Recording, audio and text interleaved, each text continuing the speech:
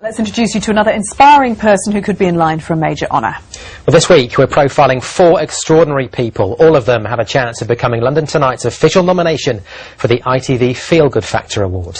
We asked you to tell us about unsung heroes, people who go out of their way to keep others fit and healthy. The overall winner will be announced at the Pride of Britain Awards next month. Well, tonight we meet a football coach called Amers-Morrison. Andrew's hopes of a career as a footballer were dashed by injury, so instead he began working to help fulfil the dreams of others, giving his time and his money.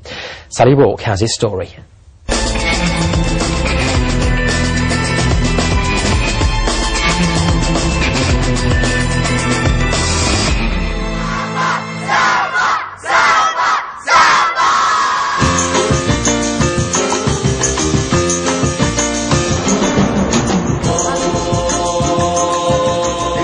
I was just kicking a ball in the pitch, recovering from injury. The ball went over the fence and the ball came over, but so did a couple of kids, and asked if they could come and play. And the next thing I knew, I went from 1 kid to 100 kids, and that's basically how Samba was born.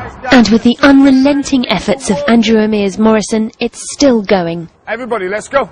He's poured time and money into not just putting children on the pitch, but getting some off the streets. When you actually look at the backgrounds on some of the kids, it definitely does tug on the heartstrings. We're teaching them how to behave and how valuable that they are as a member of the club, which we don't find that they're getting in other areas of their lives. Hey!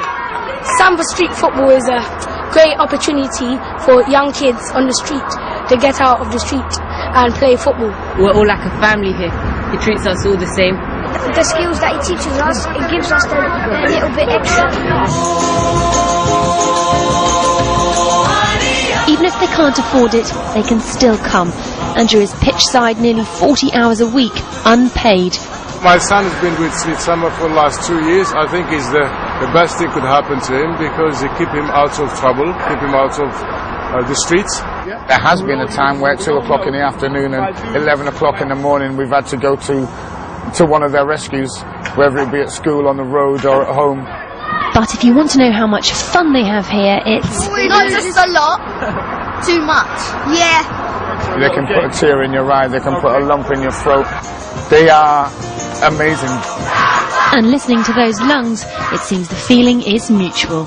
Sally Rourke, London Tonight.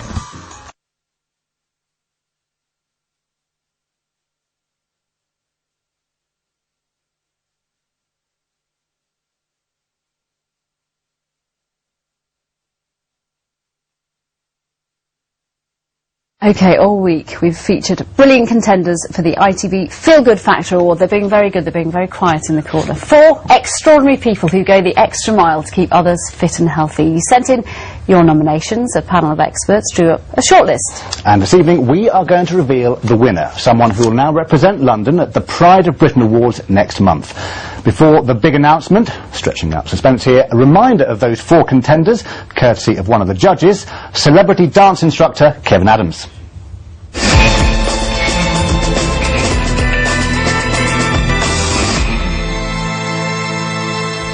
3 months ago, we asked you to tell us about someone you know who's inspired others through fitness. We had hundreds of nominations, and these were our final 4. Small circle to start with. First up, David Hogg, who teaches fitness to the over 50s and turned Austin Gendler from bad boy into good guy. Get ahead of me. Next, marathon mum Diane West, whose son Sam is severely autistic. She's run 6 marathons for the National Autistic Society, and she has encouraged others to do the same.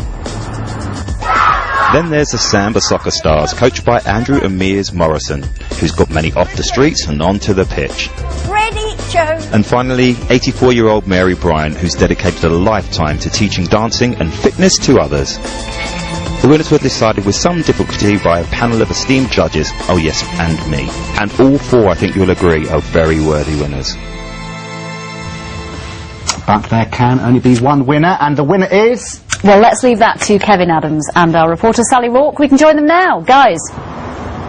There's only one winner indeed. Kevin, it was a difficult decision, wasn't it? It was a difficult decision. You know, Katie Derren looks quiet and mild-mannered, but she was quite ferocious, so we all had to come to an amicable decision, and we raised that, and there's one winner. There certainly is, and he's just over here. The soccer might give it away. It's Andrew Amers-Morrison, but he doesn't know yet. He thinks he still could be a runner-up. Andrew, we've got something to tell you. In fact, Kevin has got something to tell you. Hello, sir.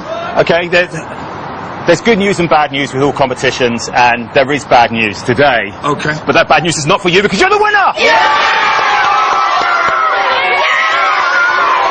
I knew that would happen.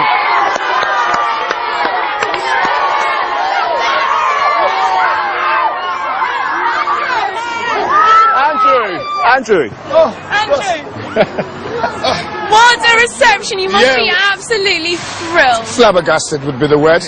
We are very more than thrilled, but it's all about these guys. These are the guys that put the effort in and put the work in, so we're accepting it together, right? Yeah!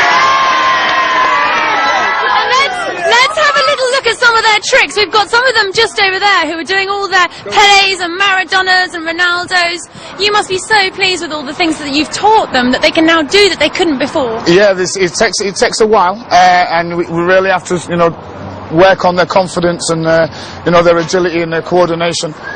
So yeah, but it shows that, you know, if you put the effort in and you spend the time practicing, that it's, you know, anybody and everyone can do this.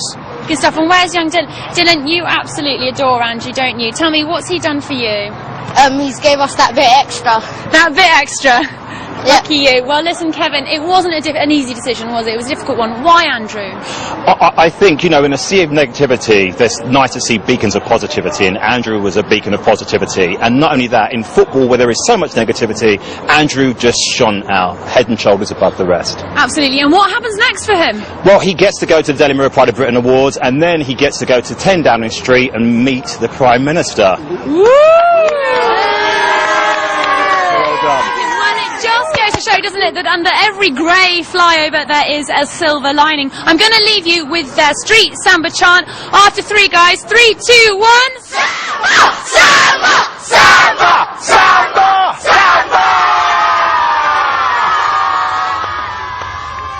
Sally, thank you. They're louder than the divas, aren't they? Just about. Best of luck to Andrew, and our thanks and our respect to all our contenders. As we said, Andrew now goes on to represent London at the Pride of Britain Awards.